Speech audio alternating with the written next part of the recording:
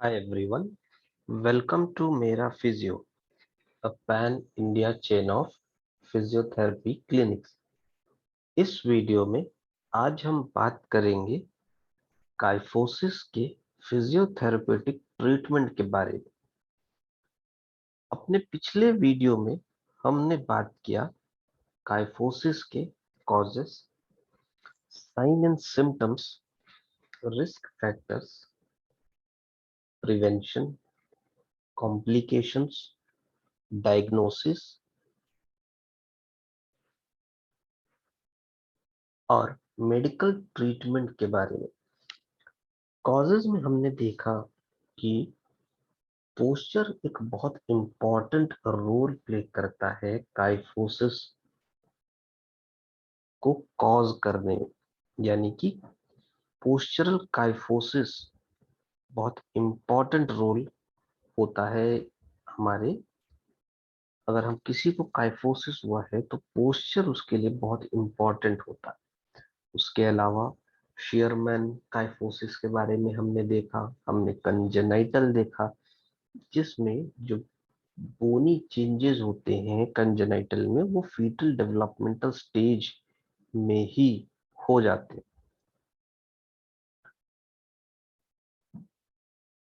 Causes में हमने ये भी देखा कि ऑस्टियोपोरोसिस एक इम्पॉर्टेंट कॉज भी होता है और एक रिस्क फैक्टर भी होता है काइफोसिस का, क्योंकि जब वो ऑस्टियोपोरोसिस में बेसिकली हमारे बोन की वीकनिंग हो जाती है, जिससे बोन में अगर एक्स्ट्रा स्ट्रेच पड़ता है, एक्स्ट्रा स्ट्रेस होता है, लोड पड़ता है, एक्सेसिव स्ट्रेन पड़ता है तो कंप्रेशन फ्रैक्चर होने के चांसेस बढ़ जाते हैं।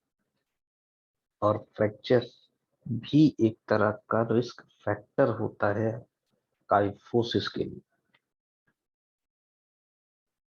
प्रिवेंशन की जब हम बात करते हैं तो हमने प्रिवेंशन में देखा कि अगर कोई पर्सन अपनी बोन मिनरल डेंसिटी को चेक करता है, कोई पोस्चर को अपने मेंटेन करके रखता है,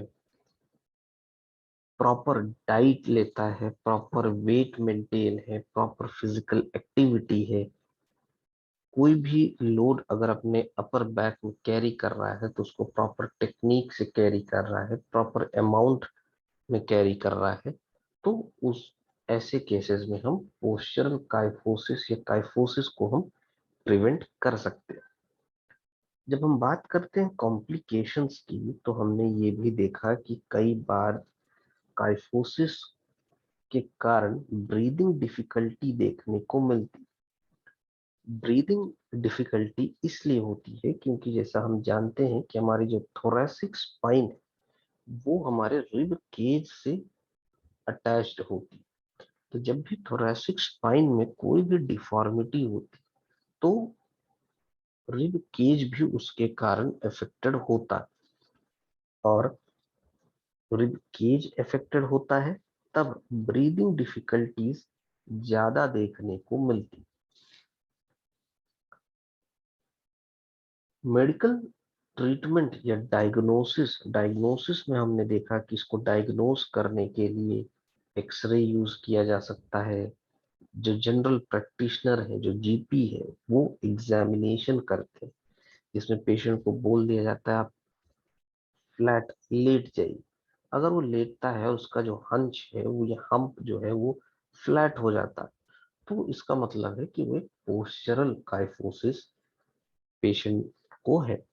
अगर वो हम्प फिर भी मेंटेन रहता है तो वो शेयरमैन या कंजेनाइटल काइफोसिस हो सकता है। ट्रीटमेंट में हमने देखा कि इसको ट्रीट करने के लिए ब्रेसेस को यूज कर सकते हैं। इसको ट्रीट करने के लिए हम डिफरेंट पेन किलर मेडिकेशंस को यूज कर सकते हैं। ऑस्टियोपोरोसिस को प्रिवेंट करने के लिए प्रॉपर मेडिकेशंस को यूज कर सकते हैं। Calcium rich diet, vitamin D rich diet ले सकते हैं। फिर सर्जिकल इंटरवेंशंस में हमने देखा कि स्पाइनल फ्यूजन सर्जरी की जा सकती है, जिसमें जो कॉम्प्लिकेशन, जो सर्जिकल कॉम्प्लिकेशंस होते हैं उसमें कई बार पैरालिसिस हो सकता है, क्योंकि अगर कुछ 1% भी नर्व्स मिस हैंडल्ड हो गई हैं तो उसमें न्यूरोलॉजिकल डेफिशिट्स देखने को मिल सकता है। जो बॉवेल और ब्लैडर कंट्रोल है उसमें चेंज हो सकता है। अब इस वीडियो में हम सिर्फ फिजियोथेरेपी ट्रीटमेंट, एक फिजियोथेरेपिस्ट का रोल और ऐसी कौन कौन सी एक्सरसाइजेज हैं जिनको करके हम अपनी बैक को स्ट्रेंथन कर सकते हैं, अपने स्पाइन को स्ट्रेंथन कर सकते हैं। और जैसा हमने शेयरमैन काइफोसिस में देखा था कि हमारी हैमस्ट्रिंग्स टाइट रहती, तो हम कैसे अपनी हैमस्ट्रिंग्स को स्ट्रेच कर सकते हैं, हम सर्वाइकल काइफोसिस को कैसे प्रिवेंट कर सकते हैं, या अगर हो जाता है तो कैसे हम एक्सरसाइजेस करके उन्हें करेक्ट कर सकते।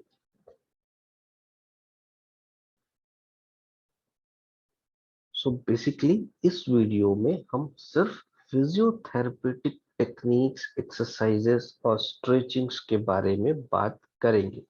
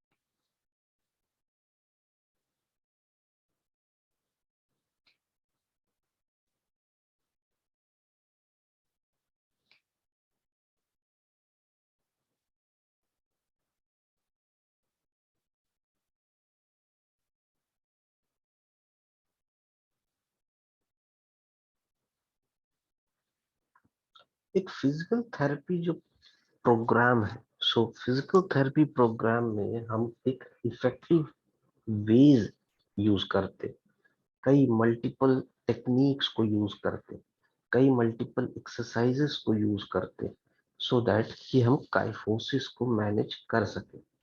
और इस इफेक्टिव प्रोग्राम के पीछे जो दो मेन रीजंस होते हैं। पहला, हमारी जो स्पाइन है वो डिफरेंट मसल ग्रुप से सपोर्टेड होती, तो अगर हमारी मसल्स स्ट्रेंथन हो जाए तो हमारी जो स्पाइन है वो भी स्ट्रेंथन हो जाती, क्योंकि हमारी मसल्स ही हमारे स्पाइन को डिफरेंट मूवमेंट्स में सपोर्ट करती। दूसरा, पेशेंट को प्रॉपरली एजुकेट करना बहुत जरूरी है कि अपने स्पाइन को कैसे सेफ रखें, कैसे हम आगे इंजरी या पोस्चरल डिफॉर्मिटी से बच सकते, किन किन चीजों का ध्यान रखना है। सो बेसिकली पेशेंट को एजुकेट किया जाता है, पेशेंट को इंफॉर्मेशन दी जाती है, पेशेंट को डिफरेंट टेक्निक्स बताए जाते हैं कि वो अपने पोस्चर को कैसे मेंटेन करे, वो कैसे वेट लिफ्टिंग करे, वो कैसे अपने लाइफस्टाइल चेंज करे, कैसे वेट को मैनेज करे, कैसे ऑस्टियोपोरोसिस को मैनेज करे, सो दैट कि उसकी जो स्पाइन है वो इंजरी फ्री रहे, और साथ ही जो स्पाइन है उसमें एनफ स्ट्रेंथ रहे, जो मसल्स है उनमें एनफ स्ट्रेंथ डेवलप रहे।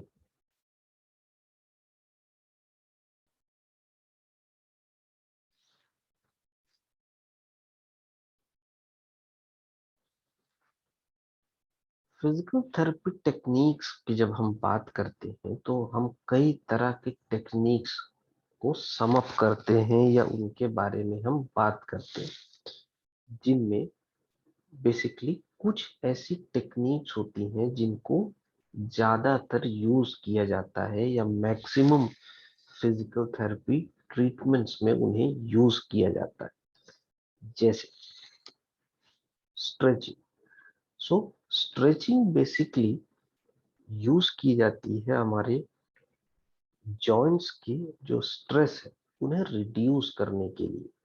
तो अगर हमारे जॉइंट्स में स्ट्रेस कम पड़ता है तो हमारे जॉइंट की जो बोन्स है वो हेल्दी रहती है और उनमें किसी तरह का स्ट्रेस फ्रैक्चर नहीं होता या उनमें किसी भी तरह की डिफॉर्मिटी नहीं होती। सो जॉइंट के स्ट्रेस को कम करने के लिए स्ट्रेचिंग को यूज किया जा सकता है। बेसिकली जब हमारी मसल्स स्टिफ होती हैं तो एक्स्ट्रा बर्डन पड़ता है हमारे जॉइंट्स पे। जैसे अगर हमारी हैमस्ट्रिंग और क्वाड्रिसेप मसल्स टाइट है तो हमारे बैक और हमारी नी में बहुत ज्यादा स्ट्रेस पड़ता है।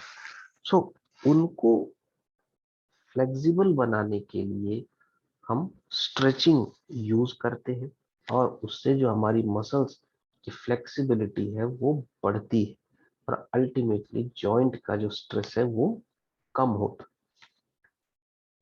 एजुकेशन, सो बेसिकली एजुकेशन के पीछे जो मेन मोटिव होता है एक फिजियोथेरेपिस्ट का कि पेशेंट को एजुकेट करे प्रॉपर पोस्चर के बारे में, प्रॉपर टेक्निक्स के बारे में।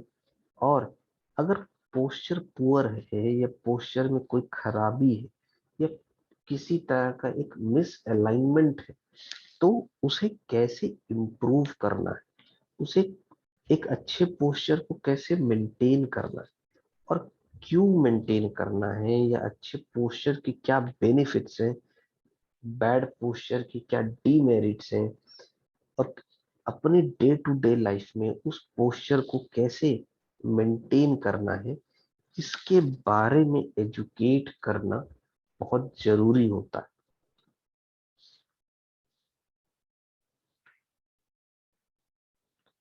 Exercises, so basically exercises use किए जाते हैं या डिफरेंट सेट होते हैं एक्सरसाइजेस के जिन्हें परफॉर्म करवाए जाते हैं पहले। अगर पेशेंट खुद नहीं कर पा रहा है तो पैसिव, अगर खुद कर पा रहा है तो एक्टिव। सो इन एक्सरसाइजेस को यूज करने के पीछे जो मेन रीजन है वो है कि मसल्स को स्ट्रेंथन करना। जैसा हमने पिछले स्लाइड में देखा कि अगर हमारी स्पाइन की जो मसल्स है उनमें अगर अच्छी स्ट्रेंथ है, उनमें अगर अच्छी स्ट्रेचिंग है, फ्लेक्सिबिलिटी अच्छी, तो हम स्पाइनल इंजरीज या स्पाइनल डिफॉर्मिटीज से बच सकते हैं। सो एक्सरसाइज का मेन पर्पस या मेन मोटिव होता है कि हमारी जो मसल्स है उनमें प्रोग्रेसिव ओवरलोड की टेक्निक, इसमें हम रेजिस्टेंस बढ़ाते जाते हैं प्रोग्रेसिवली, वो यूज करके मसल्स को स्ट्रेंथन करना सो दैट कि हमारी जॉइंट्स इनफ सपोर्टेड रहे, हमारी स्पाइन इनफ सपोर्टेड रहे।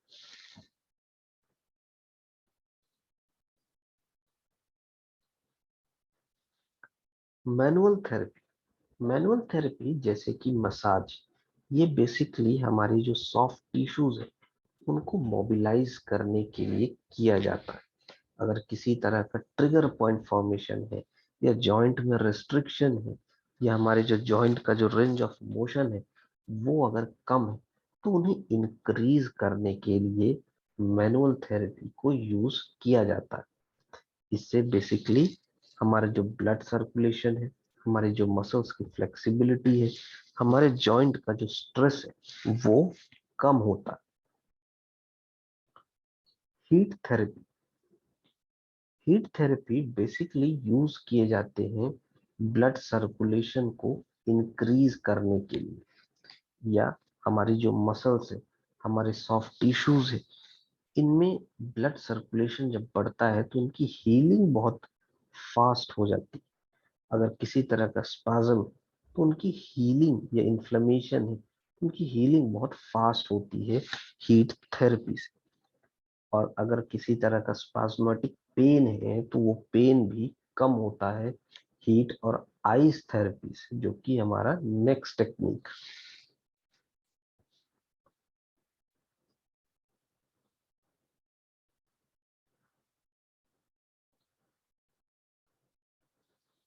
आइस थेरेपी यानी कि क्रायोथेरेपी, बेसिकली ये थेरेपी यूज की जाती है कि पेन को कम किया जा सके।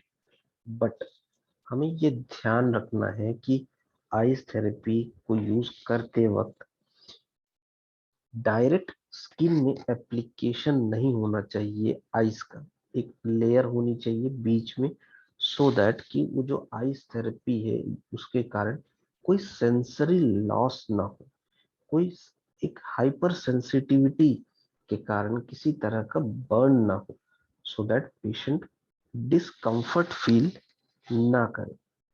इससे बेसिकली हमारी जो मसल्स है उनमें रिलैक्सेशन भी होता है और उनमें पेन भी कम होता है। साइकिलिंग या limited walking, so basically cycling या लिमिटेड वॉकिंग जैसी टेक्निक्स को यूज करने के पीछे जो मेन मोटिव होता है कि हमारी मसल्स में प्रॉपर टोनिंग हो, प्रॉपर कंडीशनिंग हो, सो दैट जो मसल मास है वो भी इंक्रीज हो और साथ ही जो पेशेंट का जो वेट है वो भी रेगुलेटेड रहे। क्योंकि ओबेसिटी भी एक कॉज होती है कि किसी तरह की स्पाइनल डिफॉर्मिटी हो सकती है।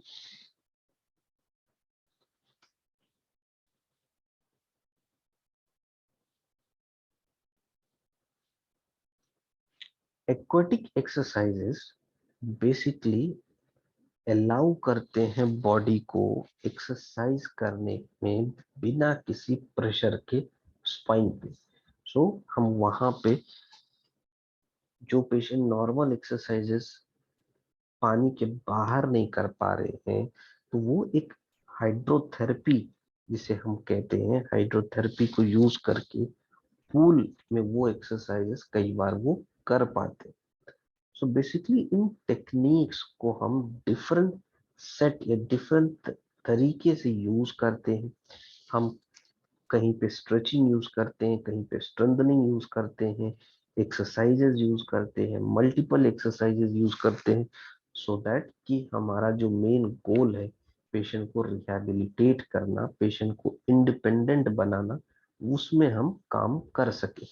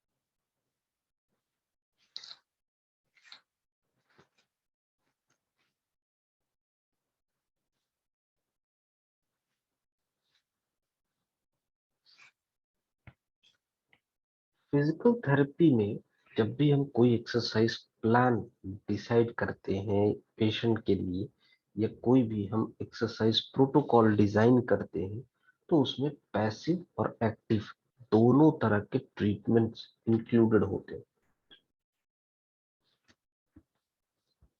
बेसिकली पैसिव ट्रीटमेंट्स हेल्प करते हैं कि बॉडी को रिलैक्स कर सके, पेशेंट को रिलैक्स कर सके। और पैसिव ट्रीटमेंट्स उनमें दिया जाता है जो एक्टिवली पार्टिसिपेट नहीं कर पा रहे हैं उस एक्सरसाइज प्रोग्राम में।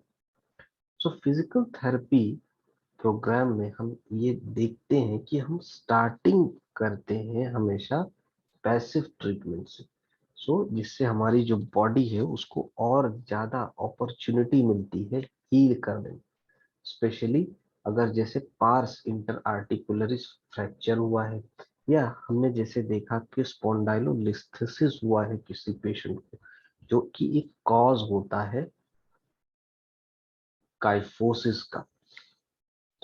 सो ऐसे पेशेंट्स में पैसिव ट्रीटमेंट पहले दिया जाता है सो दैट और टाइम मिल सके बॉडी को हील करने में। पैसिव ट्रीटमेंट का जो मेन गोल होता है कि पेशेंट को एक्टिवली पार्टिसिपेट करने में हम सक्षम हो सकें और पेशेंट उन एक्सरसाइजेस जिनको हम पैसिवली करवा रहे हैं, उन एक्सरसाइजेस को वो एक्टिवली कर सके। ये जो थेराप्यूटिक एक्सरसाइजेस हम एक्टिवली या पैसिवली करवाते हैं, ये बेसिकली हमारे बॉडी की स्ट्रेंथनिंग करती है। और अगर हम किसी तरह के पेन हो रहा है, जैसे कि लॉर्डोसिस में पेन होता है, टाइफोसिस में पेन होता है, तो उस पेन को हम प्रिवेंट कर सकें या रीअकर होने से हम उस पेन को रोक सकें।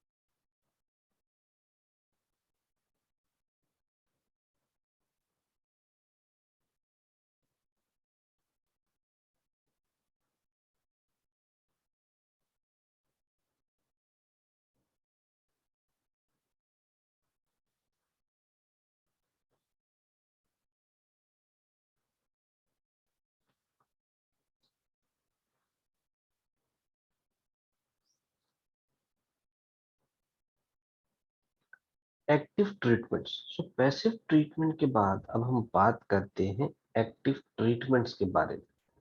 So active part of physiotherapy में थेरेपिस्ट पेशेंट को एजुकेट करते हैं, पेशेंट को सिखाते हैं कि कैसे उस एक्सरसाइज को परफॉर्म करना है और किसी भी पर्टिकुलर एक्सरसाइज से क्या बेनिफिट मिलेगा। फ्लेक्सिबिलिटी इंप्रूव होगी, स्ट्रेंथ इंप्रूव होगी, कोर स्टेबिलिटी इंप्रूव होगी, रेंज ऑफ मोशन इंप्रूव होगा, या कितना इजीली जॉइंट मूव कर सकेगा। सो इन सब चीजों के बारे में जो भी इनसे रिलेटेड एक्सरसाइजेस प्लान की जाती हैं, कस्टमाइज्ड की जाती हैं, सो उन कस्टमाइजेशन के बारे में फिजियोथेरेपिस्ट पेशेंट को एजुकेट करते हैं और उन्हें टेक्निक सिखाते हैं कि इस एक्सरसाइज को परफेक्टली कैसे करना है। हर फिजिकल थेरेपी प्रोग्राम या हर एक्सरसाइज प्रोटोकॉल इंडिविजुअलाइज्ड होता है, यानी कि हर इंडिविजुअल का डिफरेंट एक्सरसाइज प्रोग्राम होता है। तो इसीलिए हमेशा ये अवॉइड किया जाता है, पेशेंट्स को एजुकेट किया जाता है कि आप यूट्यूब या जो डिफरेंट ऐसे प्लेटफॉर्म्स हैं जहां आपको एक जनरल एक्सरसाइज देखने को मिलती है, उन्हें आप बहुत सोच और समझ कर प्रेफर करें। वो इसलिए क्योंकि जो भी एक्सरसाइज प्लान आपके फिजियोथेरेपिस्ट आपके लिए प्लान करेंगे, वो आपकी हेल्थ और आपकी मेडिकल हिस्ट्री को ध्यान में रखते हुए करेंगे। बट जब भी हम एक्सरसाइजेस बताते या जो भी हम एक्सरसाइजेस यहाँ बात करेंगे, सो वो एक्सरसाइजेस जनरलाइज्ड होती, वो कस्टमाइज्ड नहीं होती। किसी भी इंडिविजुअल में क्या मेडिकल हिस्ट्री पहले रही है, वो मेडिकल हिस्ट्री को देख करके जो लिस्ट ऑफ एक्सरसाइजेस है उनमें से कुछ एक्सरसाइजेस को पिकअप किया जाता है और फिर उन्हें पेशेंट्स को सिखाया जाता है कि कैसे करना है। क्योंकि हम काइफोसिस या एक तरह की स्पाइनल डिफॉर्मिटी के बारे में बात कर रहे हैं, तो यहाँ हमें एर्गोनॉमिक प्रिंसिपल्स के इम्पोर्टेंस को जानना बहुत जरूरी है। करेक्ट पोस्चर मेंटेन करना या इनकॉर्पोरेट करना हमारी डेली एक्टिविटीज में, हमारे डेली वर्क लाइफ में, सो इसी को हम सेल्फ केयर कहते हैं या सेल्फ ट्रीटमेंट कहते हैं हम फिजियोथेरेपी। सो बेसिकली फिजियोथेरेपी में पेशेंट्स अच्छी हैबिट सीखते हैं, अच्छे प्रिंसिपल सीखते हैं, जो उन्हें एनेबल करती है कि वो अपनी पूरी बॉडी का प्रॉपर केयर रख सके, प्रॉपर केयर के साथ इंजरी फ्री लाइफ जी सके।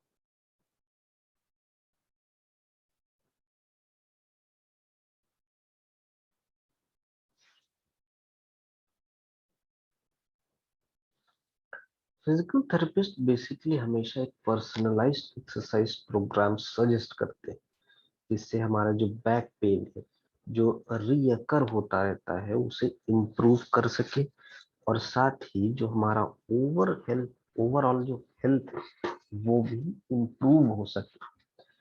जब भी किसी पेशेंट को कोई भी बैक रिलेटेड इश्यूज होते हैं या कोई भी स्पाइनल रिलेटेड इश्यूज होते हैं, तो फिजिकल थेरेपिस्ट बेसिकली हमेशा यह रिकमेंड करते हैं कि एब्डोमिनल स्ट्रेंथनिंग, हैमस्ट्रिंग की स्ट्रेंथनिंग और स्ट्रेचिंग बहुत इंपॉर्टेंट होती है, क्योंकि ये मसल ग्रुप्स बहुत क्रूशियल रोल प्ले करते हैं हमारे लोअर बैक, हमारी स्पाइन को सपोर्ट करने में।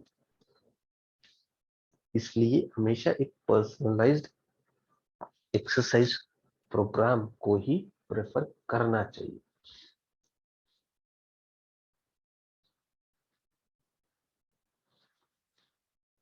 फिजिकल थेरेपी एक इम्पॉर्टेंट और यूजफुल ट्रीटमेंट ऑप्शन होता है काइफोसिस का, स्पेशली जब हम पोस्चरल काइफोसिस की बात करते हैं, क्योंकि फिजिकल थेरेपिस्ट एक पेशेंट को एजुकेट कर सकता है कि कैसे करेक्ट पोस्चर मेंटेन करना है और कौन कौन सी मसल्स हैं जिनको स्ट्रेंथन करना है, और उनके स्ट्रेंथनिंग से क्या इम्पैक्ट पड़ने वाला है हमारी बॉडी में। जैसे हम अगर स्पाइनल मसल्स को स्ट्रेंथन करते हैं तो हमारी जो स्पाइन है वो स्ट्रांग होती है।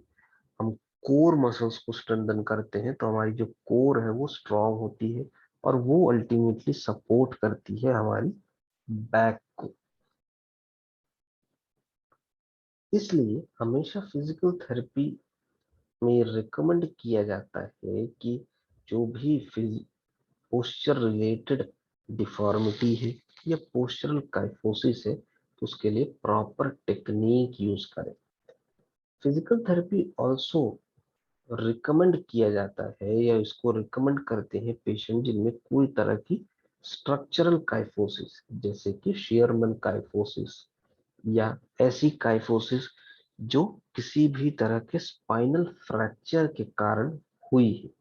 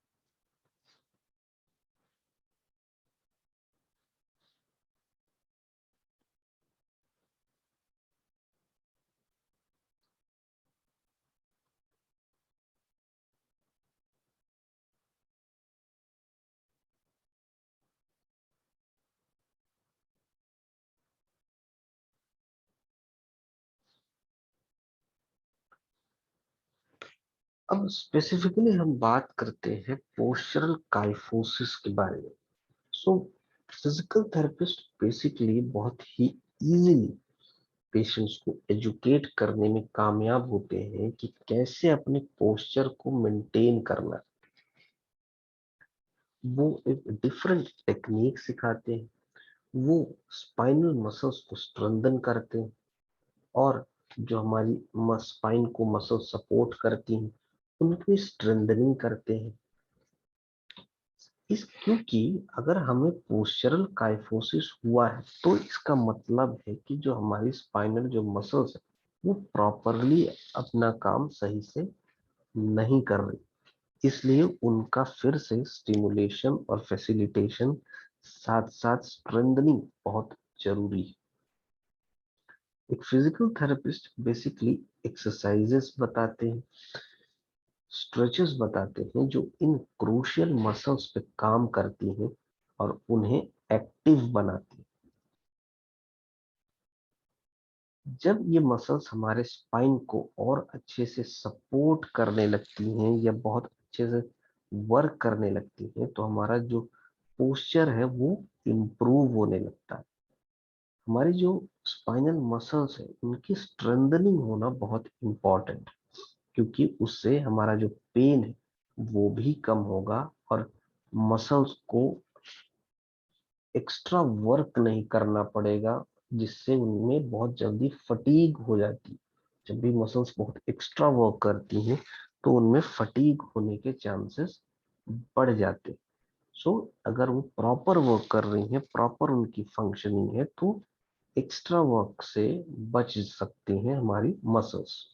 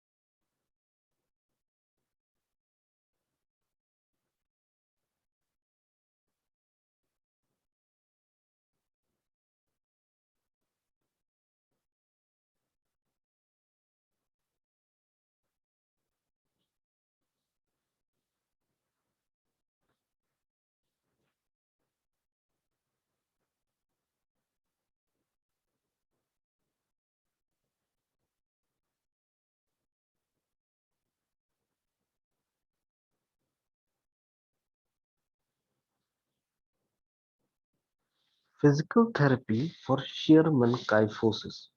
सो पिछले स्लाइड में हमने पोस्चरल काइफोसिस के बारे में बात किया। अब हम बात करेंगे फिजिकल थेरेपी का क्या इम्पोर्टेंस है, ये कैसे हम शेयरमैन काइफोसिस के को मैनेज कर सकते हैं। सो फिजियोथेरेपी अकेले से काइफोटिक कर्व जो स्पाइनल फ्रैक्चर के कारण हुआ है वो करेक्ट नहीं हो सकता, लेकिन हम ऐसे फ्रैक्चर्स को प्रिवेंट जरूर कर सकते हैं अगर हम अच्छे पोस्चर के बारे में जानते हैं। फिजिकल थेरेपिस्ट बेसिकली हमारी स्पाइनल मसल्स को स्ट्रेंथन करने में हेल्प करते हैं, जिससे हमारी स्पाइन और ज्यादा सपोर्टेड रहती है और ज्यादा वो वेट बेयर कर सकते हैं, और हमारे जो वर्टिब्रे में जो प्रेशर पड़ता है उस प्रेशर को कम कर सकते हैं। फिजिकल थेरेपिस्ट हमें ऐसे सेफ एक्सरसाइजेस के बारे में बताते हैं, हमें ऐसे सेफ टेक्निक्स के बारे में बताते हैं, ऐसे इफेक्टिव तरीके के बारे में बताते हैं जिससे हम काइफोसिस को मैनेज कर सकते हैं। एक्सरसाइजेस बेसिकली बहुत इम्पॉर्टेंट होते हैं हमारी बोन हेल्थ के लिए। सो अगर हम फिजियोथेरेपिस्ट इसमें बहुत इम्पॉर्टेंट रोल प्ले करते हैं जब हम बोन हेल्थ की बात करते हैं, क्योंकि सिर्फ एक अच्छी डाइट लेने से बोन हेल्थ इम्प्रूव नहीं होती, हमें प्रॉपर एक्सरसाइजेस की भी जरूरत पड़ती है एक अच्छा बोन हेल्थ मेंटेन करने के लिए, जिसके लिए एक साइंटिफिक और कस्टमाइज्ड इंडिविजुअलाइज्ड एक्सरसाइज प्लान चाहिए होता है, जिसमें हमारी वेट बेयरिंग एक्सरसाइजेज हैं, मोबिलिटी एक्सरसाइजेज हैं, फ्लेक्सिबिलिटी एक्सरसाइजेज हैं, स्ट्रेंथनिंग एक्सरसाइजेज हैं जैसे कि वेट लिफ्टिंग। ये गलत धारणा होती है, एक मिथ है लोगों में कि जैसे एज बढ़ती है तो वेट लिफ्टिंग नहीं करना है, या वेट लिफ्टिंग करने से ग्रोथ स्टंट हो जाती है। बेसिकली वेट लिफ्टिंग करने से हमारी स्ट्रेंथ बढ़ती है, और स्ट्रेंथ जब बढ़ती है तो हमारे स्पाइन भी ज्यादा अच्छे से सपोर्टेड रहती है, और सपोर्ट रहने के कारण ज्यादा अच्छी स्ट्रेंथनिंग के कारण एक अच्छा पोस्चर मेंटेन रहता है।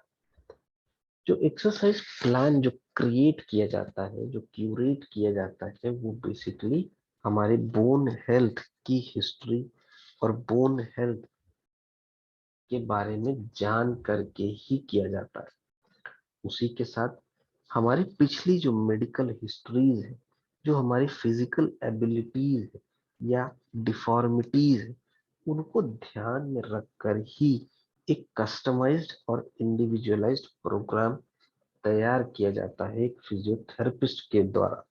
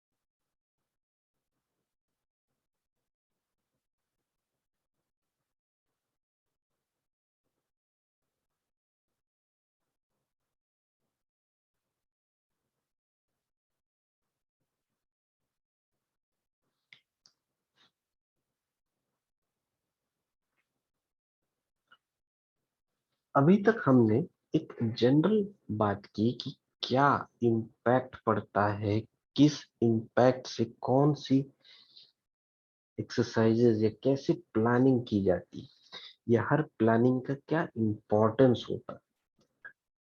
अब हम बात करते हैं बेसिकली ऐसे स्पेसिफिक एक्सरसाइजेस के बारे में जिन एक्सरसाइजेस को करके पेशेंट्स अपने पोस्चर को करेक्ट कर सकते हैं या अपने बैक को स्ट्रेंथन कर सकते हैं।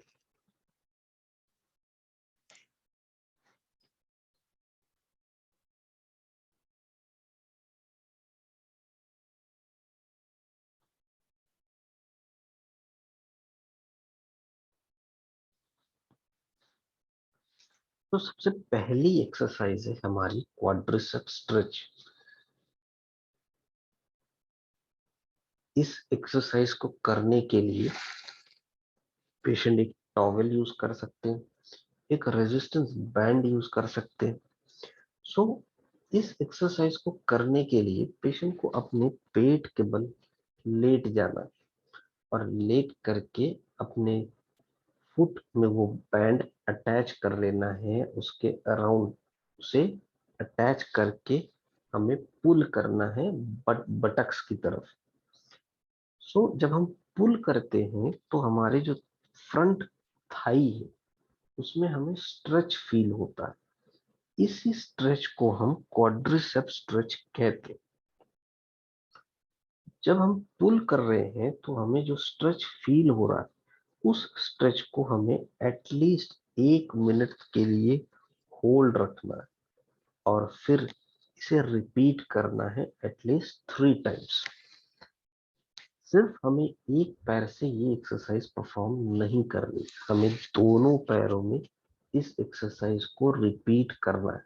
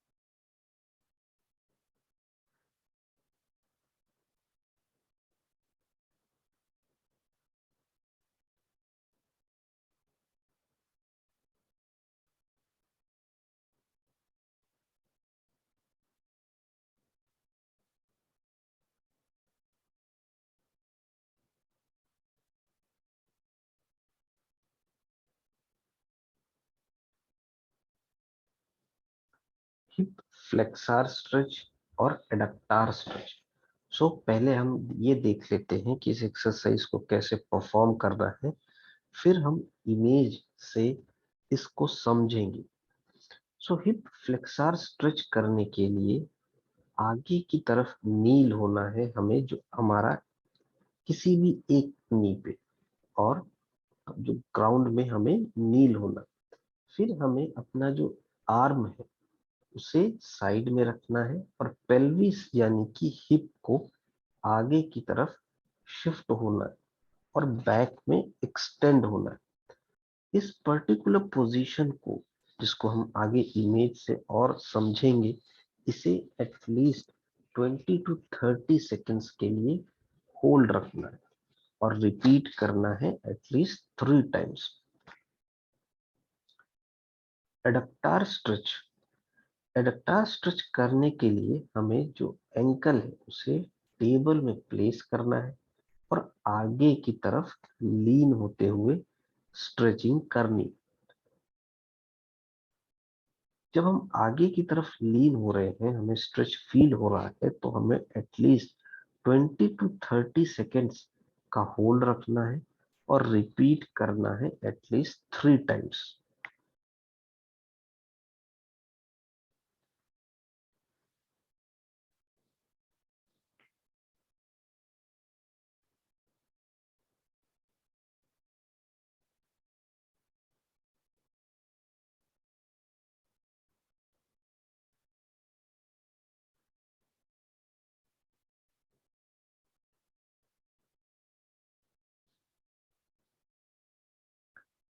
सो कुछ इस तरह से हम हिप फ्लेक्सार स्ट्रेच और एडक्टार स्ट्रेच को कर सकते हैं।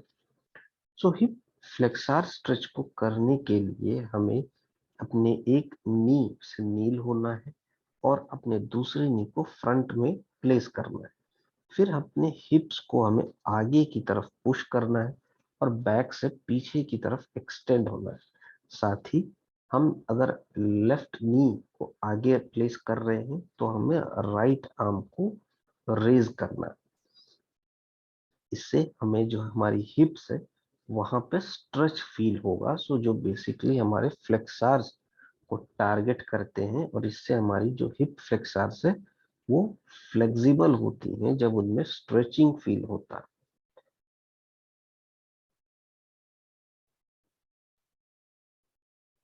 एडक्टार स्ट्रेच करने के लिए पेशेंट को अपना एक पैर टेबल में प्लेस करना है और दूसरा पैर फ्लैट होगा ग्राउंड पे।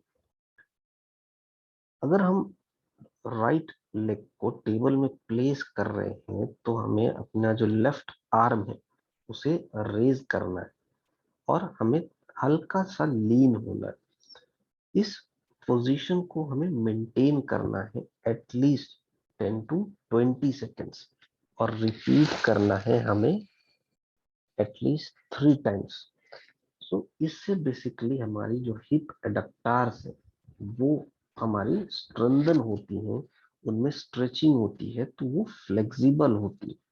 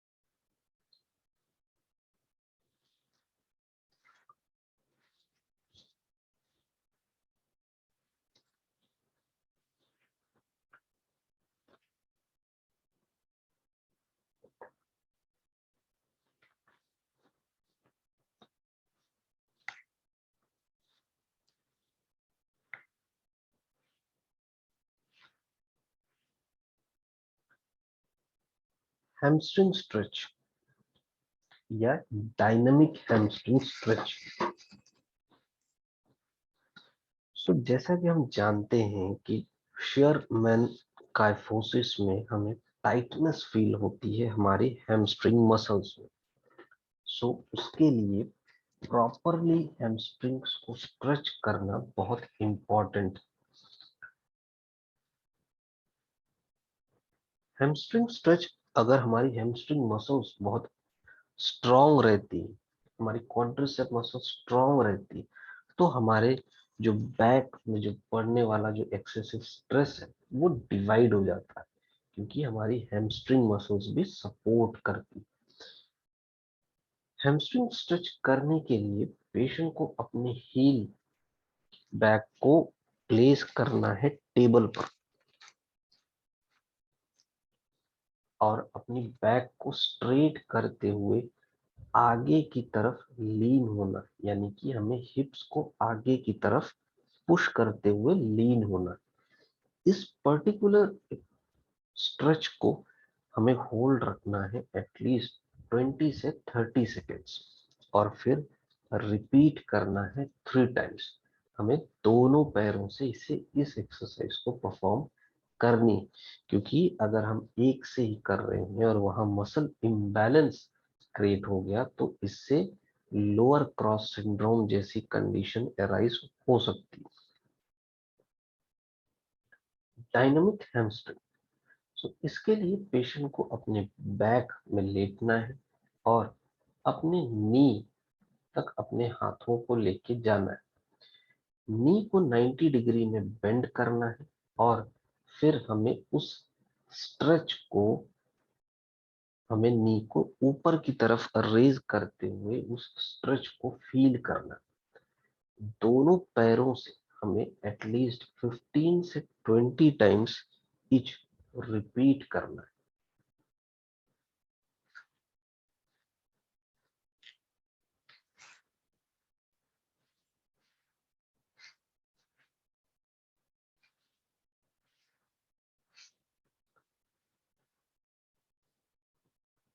कुछ इस तरह से हम हैमस्ट्रिंग और डायनामिक हैमस्ट्रिंग एक्सरसाइज परफॉर्म कर सकते हैं। हैमस्ट्रिंग स्ट्रेच यानी कि स्टैटिक स्ट्रेच परफॉर्म करने के लिए पेशेंट को अपने फुट की जो हील है उसे टेबल में प्लेस करना है। जो दूसरा फुट होगा हमारा वो ग्राउंड में स्टेबल रहेगा, और फिर हमें आगे की तरफ हिप से आगे की तरफ लीन होना है। जब हम आगे की तरफ लीन होंगे तो हमारे हैम्स में, यानी कि हमारी बैक ऑफ द थाई में स्ट्रेच फील होता है। इसी को हम हैमस्ट्रिंग स्ट्रेच कहते हैं। इसे जब हमें स्ट्रेच फील हो रहा है तो हमें एटलीस्ट 20 से 30 सेकेंड्स के लिए होल्ड रखना, और होल्ड रख के हमें दोनों साइड एटलीस्ट 10 रेपिटेशंस परफॉर्म करने। हमें ध्यान रखना है कि हमें दोनों साइड, यानी कि दोनों पैरों से ये एक्सरसाइज परफॉर्म करनी।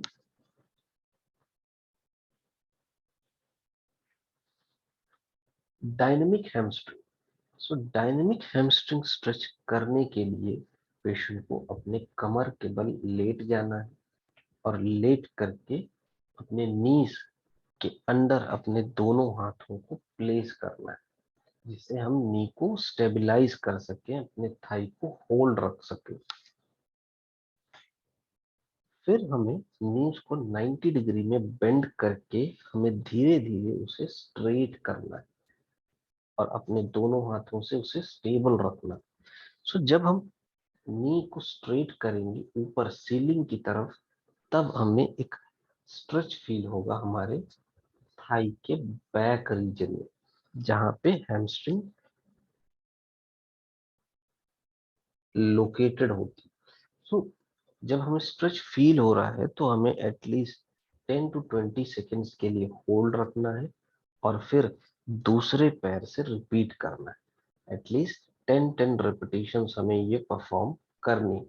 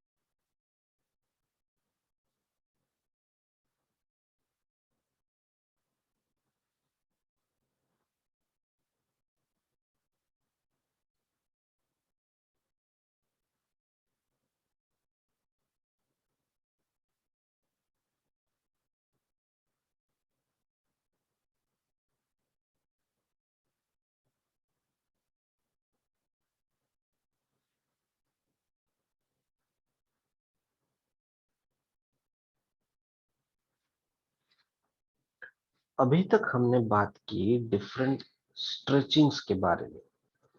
अब हम बात करते हैं कुछ स्ट्रेंथनिंग एक्सरसाइजेस के बारे में।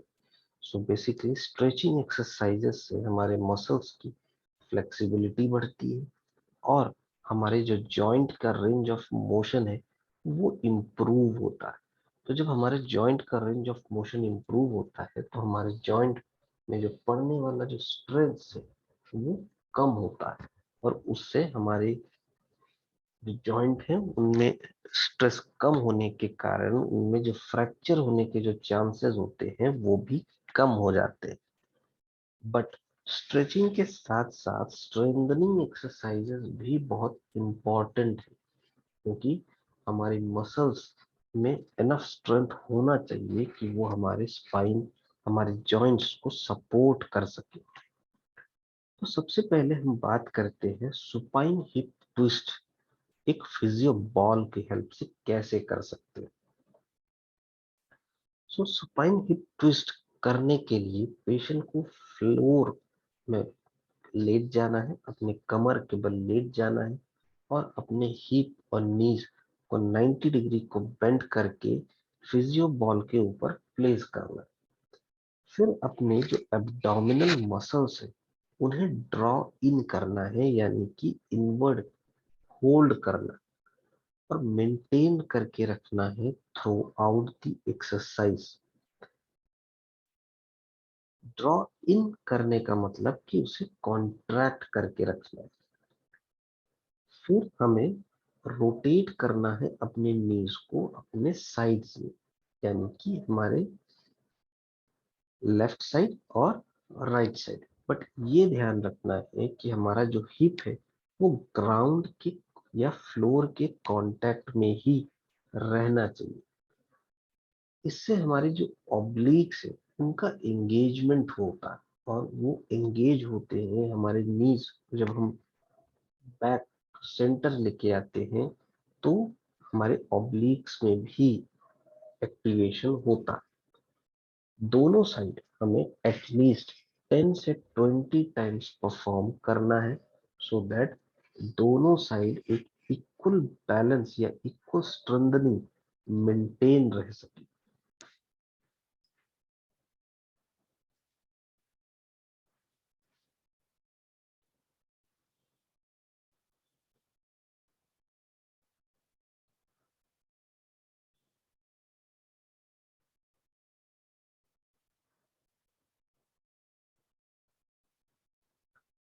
सो कुछ इस तरह से हमें इस एक्सरसाइज को परफॉर्म करनी। सबसे पहले पेशेंट को कंफर्टेबली अपने फ्लोर में लेट जाना है कमर के बल। अपने जो नी है उसे बेंड करना है, अपने हिप को बेंड करके 90 डिग्री का एंगल बना के एक बॉल के ऊपर प्लेस करना है।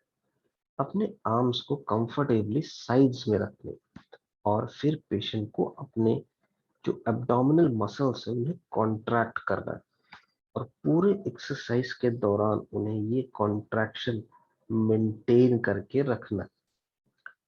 अब जब कॉन्ट्रैक्शन मेंटेन कर लिया है पेशेंट ने तो पेशेंट को अपने नीज को रोटेट करना है, left side, centre and then right side, right side, centre and left side. But इस साइडवेज मूवमेंट को करते समय पेशेंट को ये ध्यान रखना है कि उसके जो हिप्स है वो प्रॉपरली ग्राउंड की कांटेक्ट में ही रहने चाहिए। जब भी पेशेंट इसको साइडवेज रोटेट करते हैं, जैसे अगर लेफ्ट साइड रोटेट किए तो जो हमारे राइट साइड के जो ऑब्लिक्स है वो एक्टिवेट होती है, उनमें भी स्ट्रेंथनिंग होती है, जिससे हमारी जो स्पाइन है वो भी सपोर्ट होती है और हमारी जो बैक है वो सपोर्ट रहती है। सो अल्टीमेटली इससे हमारी स्पाइन या हमारे लोअर बैक की भी स्ट्रेंथनिंग होती है। इसे दोनों साइड, लेफ्ट साइड और राइट साइड, दोनों साइड इसे एटलीस्ट 10 टाइम्स रिपीट करना और फिर रिलैक्स होना।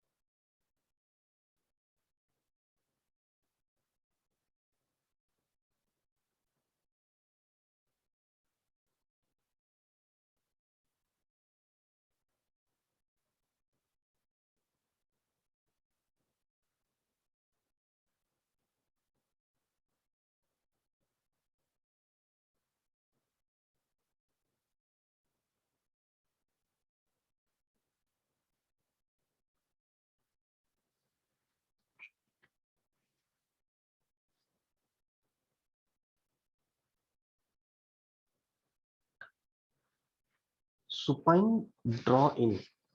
सो बेसिकली एब्डोमिनल ड्रॉ इन का मतलब है कि हमारी जो एब्डोमिनल मसल्स है उनको स्ट्रेंथन करना। तो सुपाइन एब्डोमिनल ड्रॉ इन करने के लिए पेशेंट को ने कंफर्टेबली बैक पे लेटना है, टेबल या मैट पर, और नीज को फ्लैट रखना है।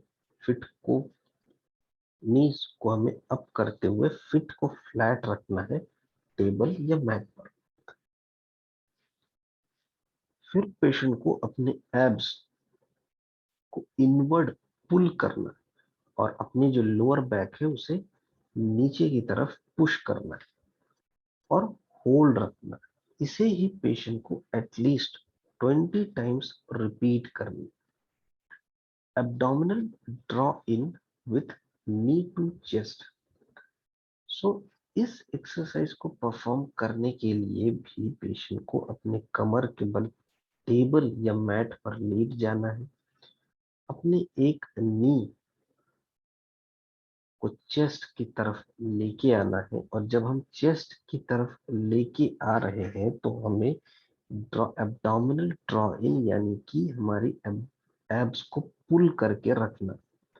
हमें नी को ग्रैब नहीं करना है, हमें सिंपल नी का मूवमेंट करना है।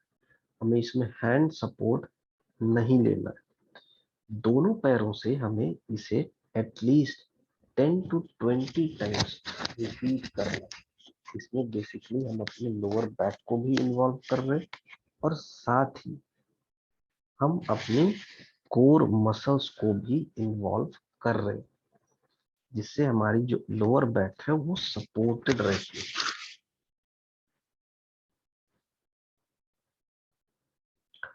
सुपाइन एब्डोमिनल ड्रॉ इन या abdominal draw in with knee to chest. So supine abdominal draw in को जैसा इस इमेज में दिखाया गया है, पेशेंट को अपने नीज को बेंड रखना है, अपने एब्स को इनवर्ड पुल करना है, अपनी तरफ पुल करके हमें जो लोअर बैक है उसे नीचे की तरफ पुश करना है। सो इस पुल इन को हमें मेंटेन करना है एटलीस्ट 10 to 20 सेकेंड्स, और फिर इसे 10-20 टाइम्स हमें रिपीट करना है, जिससे हमारी जो कोर की मसल्स है वो स्ट्रेंथन हो सके। Abdominal draw in with knee to chest करने के लिए पेशेंट को कंफर्टेबली बैक के सपोर्ट से लेट जाना है एक टेबल या मैट पर। फिर अपने एक दोनों नीज को बेंड करना है और एक नी को चेस्ट की तरफ लेके आना है। जब हम चेस्ट की तरफ लेके आ रहे हैं तो हमें हैंड का सपोर्ट नहीं लेना और अपने जो एब्डोमिनल मसल्स है उसे कॉन्ट्रैक्ट रखना है, और कॉन्ट्रैक्ट रखते हुए फिर हमें अपने बैक को नीचे की तरफ पुश करना है। इस पर्टिकुलर पोजीशन को होल्ड रखना है और फिर नी को हमें नीचे अपने फुट को नीचे प्लेस करते हुए रिलैक्स होना है। इस एक्सरसाइज को हमें दोनों पैरों से एटलीस्ट 10 टाइम्स रिपीट करना। इससे बेसिकली हम अपने लोअर बैक और कोर मसल्स की स्ट्रेंथनिंग करते हैं।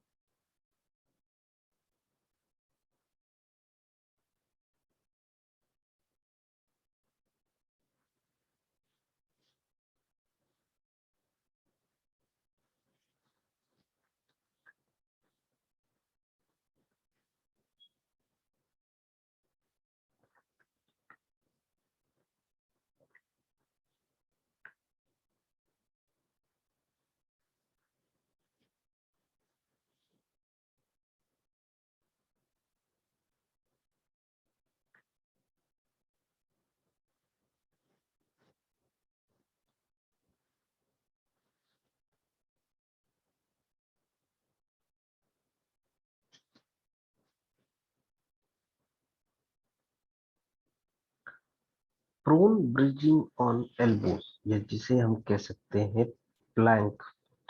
इस एक्सरसाइज को परफॉर्म करने के लिए पेशेंट को अपने स्टमक के बल लेटना है, अपने पेट के बल लेटना है टेबल या मैट पर, और अपने फोर आर्म्स या एल्बो के सहारे हमें राइज अप करना है। जब हम अपने फोर आर्म या एल्बो के सहारे ऊपर उठते हैं और हमारे टोज पे हम रहते हैं, तो हमें अपने जो एब्डोमिनल मसल्स हैं उन्हें कॉन्ट्रैक्ट करना। इस एक्सरसाइज को करते वक्त हमें ये ध्यान रखना है कि हमारी जो बैक वो स्ट्रेट होनी चाहिए, उसमें किसी भी तरह का कर्व नहीं होना चाहिए। इस कॉन्ट्रैक्ट पोजीशन को या इस ड्रॉ इन पोजीशन को एटलीस्ट 15 सेकेंड से 1 मिनट तक होल्ड रखना। अगर हम इनिशियली 15 सेकेंड्स रख पा रहे हैं तो हमें धीरे धीरे प्रोग्रेस करना है और 15 सेकेंड्स तक हमें पहुंचना है। फिर हमें हर 15 सेकेंड्स में उसे इंक्रीज करते जाना है। सो जो हमारा जो प्रोग्रेशन होगा वो 15 सेकेंड्स का होगा हर नेक्स्ट टाइम जब भी हम ये एक्सरसाइज परफॉर्म करेंगे। इस एक्सरसाइज को परफॉर्म हमें एटलीस्ट 5 to 10 टाइम्स करनी। इससे बेसिकली हमारी कोर की मसल्स स्ट्रांग होती हैं और साथ ही हमारी जो स्पाइन है वो भी स्ट्रेट, या हमारी जो स्पाइन है वो भी स्ट्रेंथन होती है, क्योंकि हमारी जो लोअर बैक है वो सपोर्टेड रहती है हमारे कोर मसल्स से। तो अगर हमारी कोर मसल्स स्ट्रांग है तो ऑब्वियसली हमारी जो स्पाइन, हमारी जो बैक है वो भी स्ट्रांग रहती है।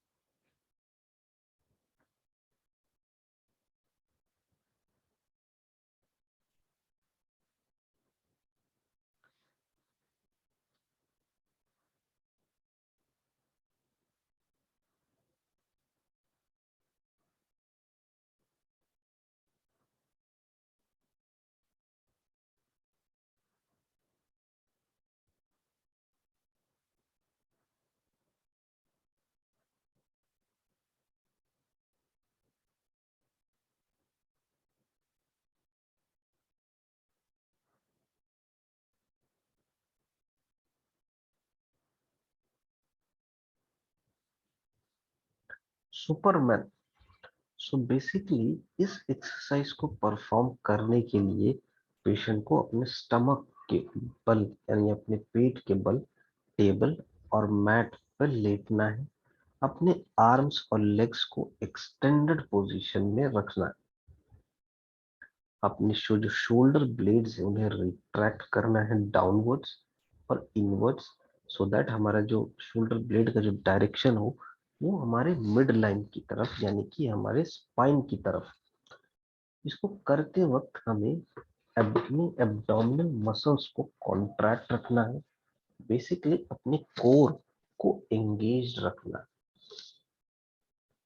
इस पर्टिकुलर पोजीशन को हमें मेंटेन करना और फिर हमें अपने ऑपोजिट आर्म और ऑपोजिट लेग को रेज करना है। यानी कि अगर हम राइट लेग को लिफ्ट कर रहे हैं तो हमें जो लेफ्ट आर्म है उसे हमें लिफ्ट करना है, बट हमारा जो हिप्स होना चाहिए वो फ्लोर के कांटेक्ट में ही होना चाहिए।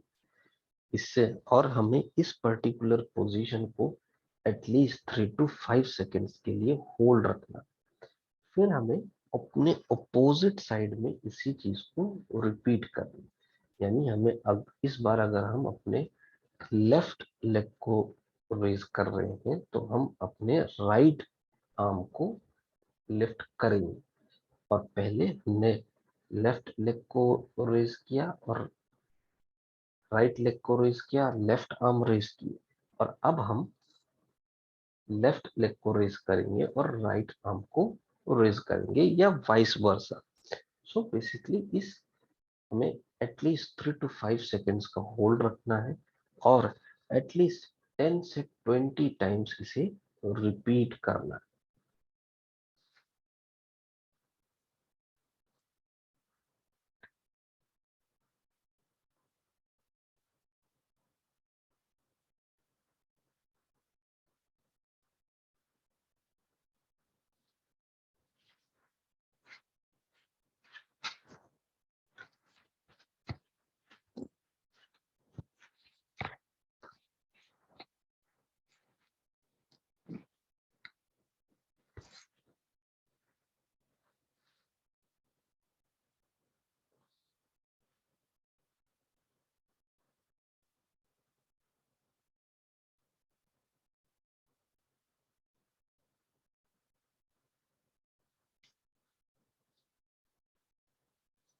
सो कुछ इस तरह से हमें ये एक्सरसाइज परफॉर्म करनी। हमें ग्राउंड में लेटना है और अपने पेट के बल लेटना है। फिर हमें अपने हिप को कांटेक्ट में, फ्लोर के कांटेक्ट में रखते हुए अपनी एब्डोमिनल मसल्स को इनवर्ड पुल करना है, यानी कि हमें अपने एब्स को कॉन्ट्रैक्ट रखना है। फिर हमें अपने लेफ्ट आर्म और राइट लेग दोनों को लिफ्ट करने और इस पर्टिकुलर पोजीशन को एटलीस्ट 3 to 5 सेकेंड्स के लिए होल्ड रखना है। फिर हमें इसी को अपने अपोजिट साइड, अपने रिवर्स साइड भी रिपीट करना है, और पूरे एक्सरसाइज के दौरान हमें अपने एब्स को कॉन्ट्रैक्टेड ही रखना है। जब हम साइड चेंज कर रहे हैं तब हम रिलैक्स होकर के डीप ब्रीथ कर सकते हैं। दोनों पैरों से हमें इसे 10 to 20 टाइम्स रिपीट करना है।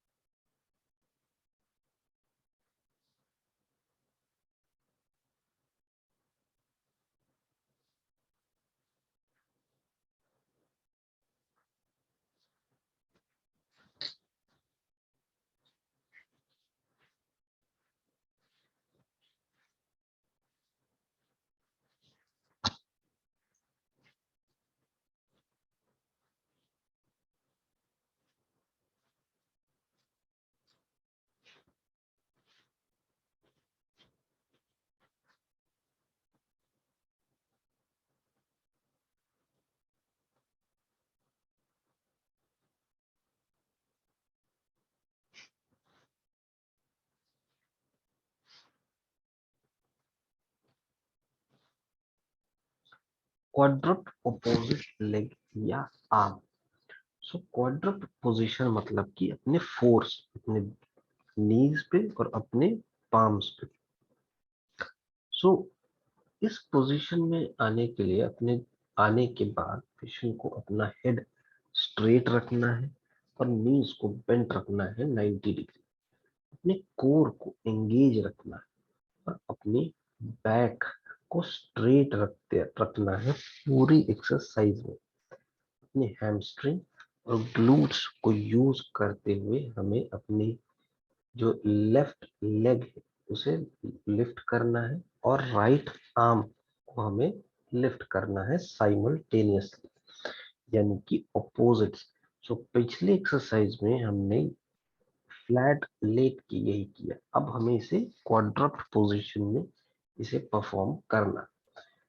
दोनों साइड से हमें रिपीट करना है और 10 टाइम्स दोनों साइड से हमें ये एक्सरसाइज परफॉर्म करनी।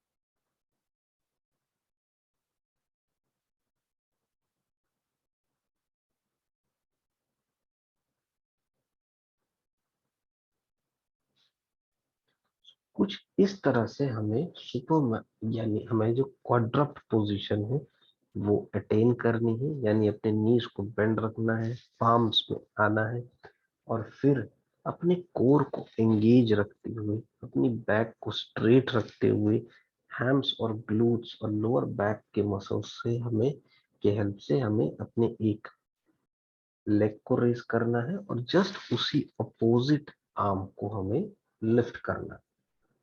सो यानी कि लेफ्ट आर्म के साथ हमें राइट लेग रेज करना है और लेफ्ट लेग के साथ हमें राइट आर्म रेज करना है। पूरी एक्सरसाइज के दौरान हमें अपनी जो कोर मसल्स है उन्हें एंगेज्ड रखना है और साथ ही हमें अपनी बैक को भी स्ट्रेट रखना है। दोनों साइड से हमें इसे 10 टाइम्स रिपीट करना है।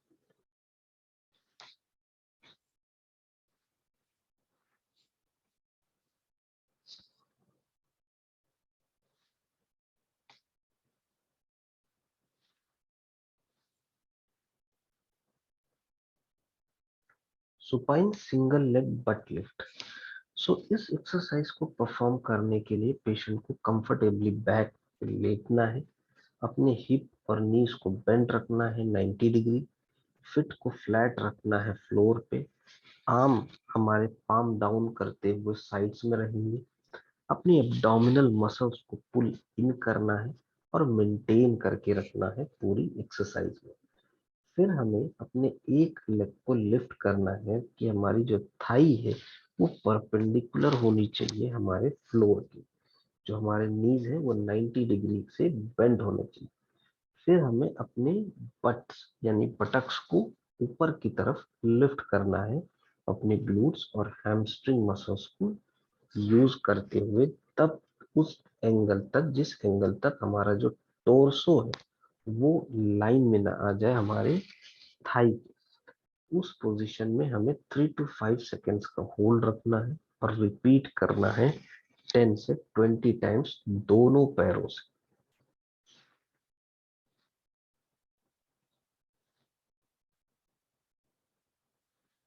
कुछ इस तरह से हमें ये एक्सरसाइज परफॉर्म करनी है।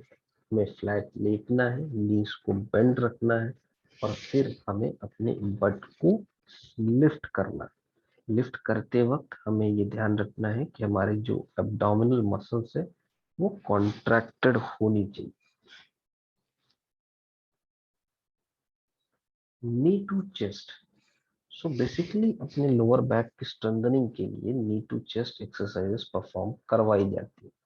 इसके लिए पेशेंट को फ्लैट बैक पे लेटना है, अपने लेग्स को एक्सटेंडेड रखना है और फिर अपने राइट नी को हमें बेंड करना है और अपने चेस्ट की तरफ लेके आना है और फिर हमें ब्रीद करते हुए इस पोजीशन को एटलीस्ट 10 to 30 सेकेंड्स का होल्ड रखना है और रिलैक्स करते हुए अपने नीज को लोअर डाउन करना है स्टार्टिंग पोजीशन में और रिपीट करना है दोनों साइड्स। सो कुछ इस तरह से हम नी टू चेस्ट एक्सरसाइज परफॉर्म कर सकते हैं। सो नी टू चेस्ट एक्सरसाइज परफॉर्म करने के लिए पेशेंट को कंफर्टेबली बैक के सपोर्ट से लेटना है, नी को अपने हाथों से सपोर्ट करते हुए चेस्ट की तरफ लेके आना है, अपने कोर को एंगेज करना है और ब्रीद करते हुए पेशेंट को एटलीस्ट 10 सेकेंड्स का होल्ड रखना है। फिर रिलैक्स करते हुए पेशेंट को अपनी नीज को लोअर डाउन करना है और अपोजिट साइड से रिपीट करना है।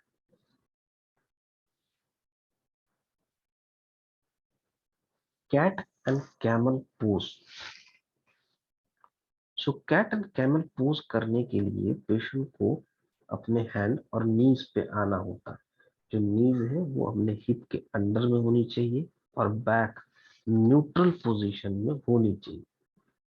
कैट पोजीशन करने के लिए पेशेंट को अपने जो अपर बैक उसे सिंक डाउन करना है नीचे की तरफ और अपने हेड को ऊपर की तरफ लिफ्ट करना। सो यहाँ पे हमारे जो टेल बोन है वो आउटवर्ड जाता है और एक स्पाइन में एक कर्व बनता है। सो इस पोजीशन को हमें एक ब्रीद आउट के साथ हमें रिलैक्स होना है। कैमल पोजीशन करने के लिए पेशेंट को एक अपने हेड को अपवर्ड मूवमेंट करते हुए एक कैमल हम्प की तरह मिमिक करना है और फिर डीप ब्रीथ करते हुए रिलैक्स करना।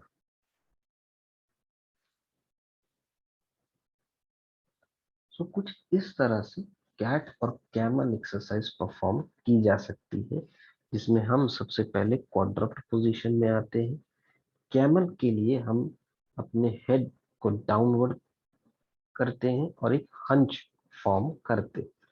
कैट पोजीशन के लिए हम हेड को लिफ्ट करते हैं और एक कर्व फॉर्म होता है हमारे स्पाइन में।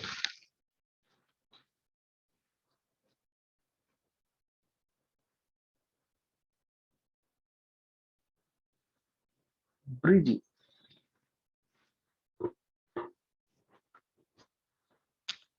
तो ब्रीदिंग एक्सरसाइज करने के लिए बेसिकली पेशेंट को अपने फ्लोर पे फ्लैट लेटना है और अपने बैक के सपोर्ट से लेटना है। फिर अपने एब्डोमिनल्स को टाइट रखते हुए नीज को बेंड करते हुए अपने हिप को रेज करना है स्ट्रेट लाइन में, सो दैट कि हमारी जो नी है वो हमारे शोल्डर से एक स्ट्रेट लाइन फॉर्म करे। फिर हमें अपने कोर को स्क्वीज करना है और अपने बेली बटन को पुल करना है। इस पर्टिकुलर पोजीशन में एटलीस्ट 20 to 30 सेकेंड्स का होल्ड रखना है और फिर अपने हिप्स को हमें लोअर डाउन करना है स्टार्टिंग पोजीशन।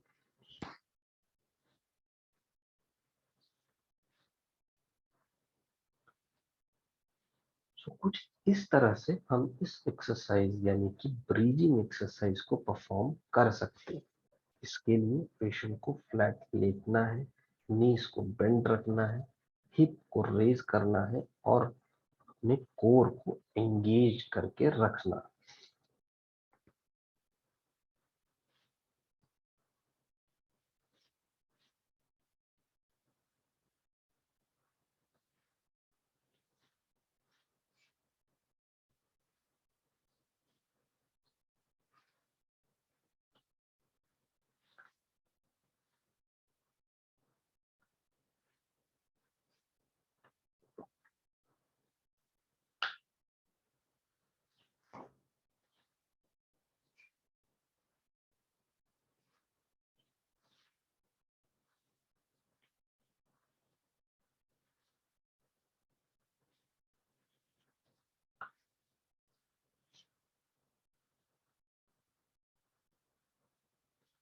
Lumbar rotation.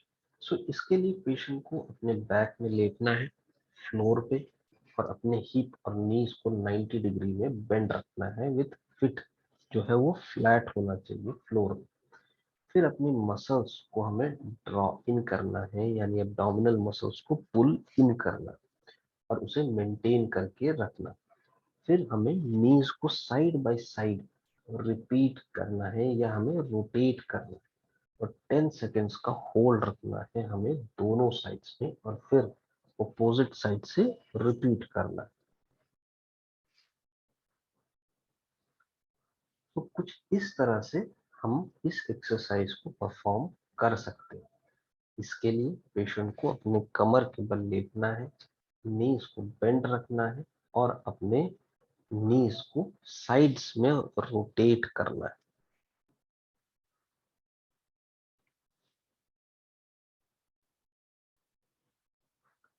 अभी तक हमने जितनी भी एक्सरसाइजेस बात की उसमें हमारी लोअर बैक स्ट्रेंथन हो रही थी।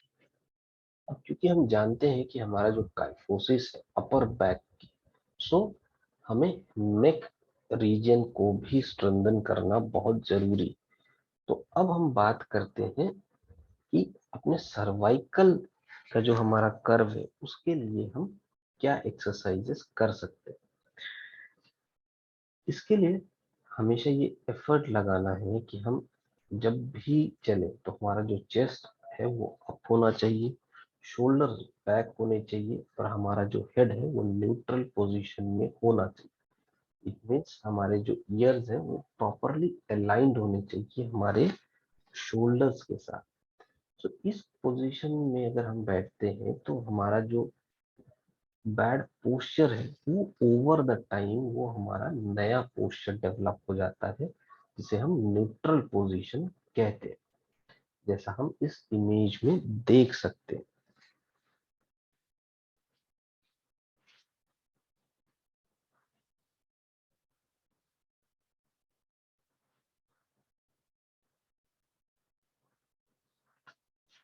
Supine neutral head position. So इस एक्सरसाइज को करने से हमारा जो न्यूट्रल हेड पोजीशन है वो हम मेंटेन कर सकते हैं कम एफर्ट से।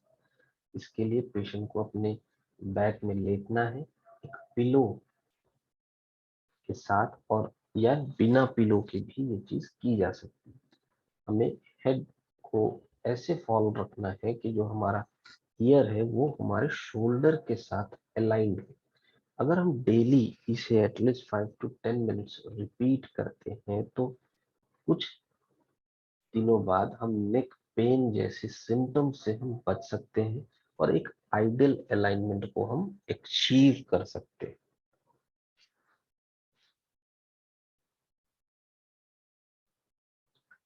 Supine retraction. सो इसको करने के लिए पेशेंट को अपने बैक में लेटना है, हेड न्यूट्रल पोजीशन में होना चाहिए। अपने जो फिंगर्स है उन्हें हमें चिन की तरफ प्लेस करना है और डाउनवर्ड पुश करना है हमारे चिन को। बेसिकली हमें चिन टक्स करने और हेड जो है वो डाउनवर्ड पुश रहेगा और रेस्टिंग रहेगा सरफेस में। ये हमें श्योर करना है कि जब भी हम ये करें तो हमें जो स्ट्रेच फील हो वो हमारे नेक के अराउंड फील हो, जो हमारा एक सेंस ऑफ क्राउडिंग होता है। और इसे हमें एटलीस्ट 10 to 10 टाइम्स रिपीट करना है, लेकिन ये मॉनिटर करते रहना है कि इससे हमारा जो पेन है वो इम्प्रूव होना चाहिए, कोई वर्सनिंग नहीं होनी चाहिए। अगर पेन ज्यादा बढ़ रहा है तो हमें इस एक्सरसाइज को स्टॉप कर देना है। Isometric strengthening.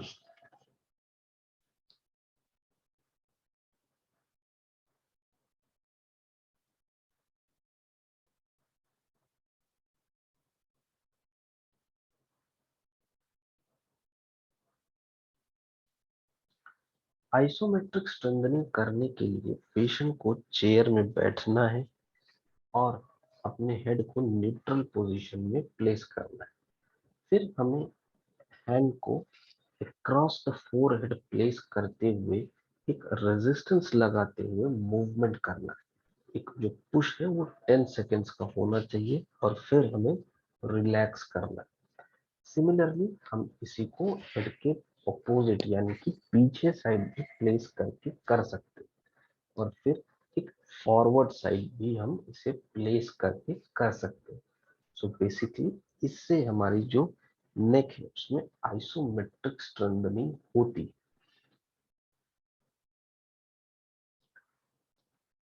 तो जैसे इस 3 इमेजेस में हम देख पा रहे हैं, सबसे पहले हमें फॉरवर्ड आइसोमेट्रिक स्ट्रेंथनिंग करने के लिए हमें हैंड प्लेस करना है अपने फोरहेड में और एक जेंटल पुश लगाते हुए, एक रेजिस्टेंस लगाते हुए हमें हेड को पुश करते हुए आगे की तरफ मूवमेंट करने की कोशिश करनी। बैकवर्ड आइसोमेट्रिक स्ट्रेंथनिंग करने के लिए हमारा जो हैंड प्लेसमेंट होता है वो बैक में होता है, यानी कि हमारे जो ऑक्सीपुट रीजन है वहां पे होता है।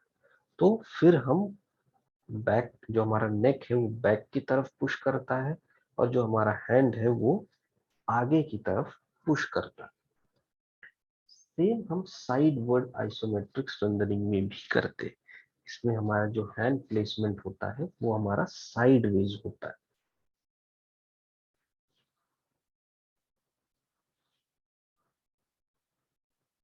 Prone head lifts.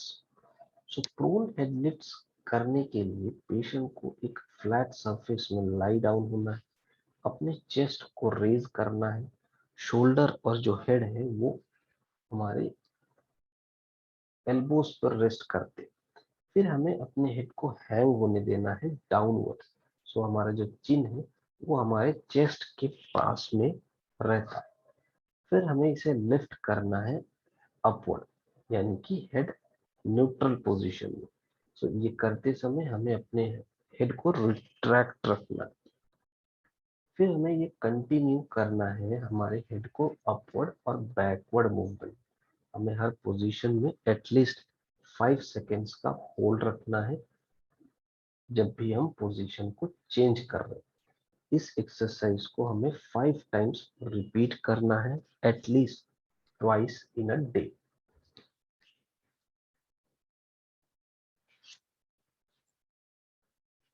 Supine head lifts.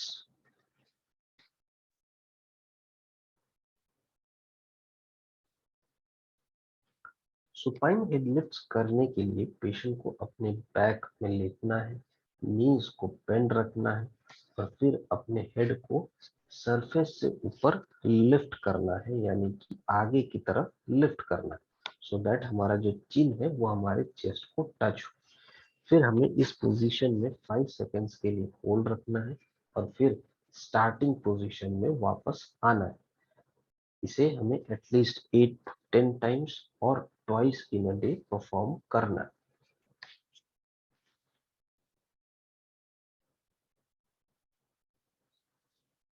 Scapular retraction. सो जैसा हम इस फिगर में देख पा रहे, सो हमें अपने हमें खड़ा होना है, आर्म्स को साइड में रखे हुए, और हमें जो अपने शोल्डर है उन्हें बैकवर्ड स्क्वीज करने, शोल्डर को बैकवर्ड और डाउनवर्ड हमें स्क्वीज करने, और हमें 10 सेकेंड्स का होल्ड रखना, और फिर हमें 30 सेकेंड्स में इसे फिर परफॉर्म करने। एटलीस्ट 5 रेपिटेशंस तो हमें करना ही है पर डे। अगर रिक्वायर्ड होती है तो हम किसी तरह के रेजिस्टेंस बैंड या स्ट्रेचिंग टॉवल को भी यूज कर सकते हैं।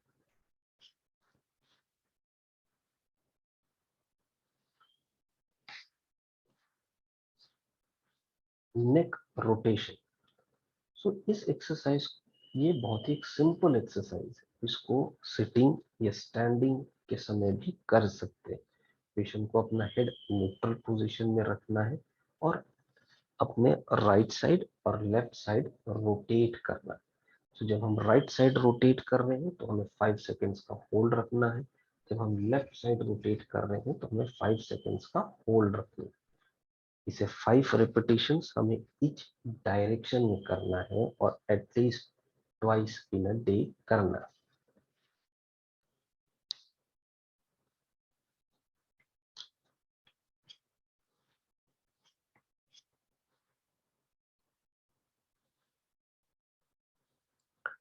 मैं उम्मीद करता हूं कि मेरा फिजियो द्वारा दिया गया काइफोसिस के फिजियोथेरेपेटिक मैनेजमेंट पर यह सेशन आपको पसंद आया होगा और आपको हेल्दी रहने में मदद करेगा।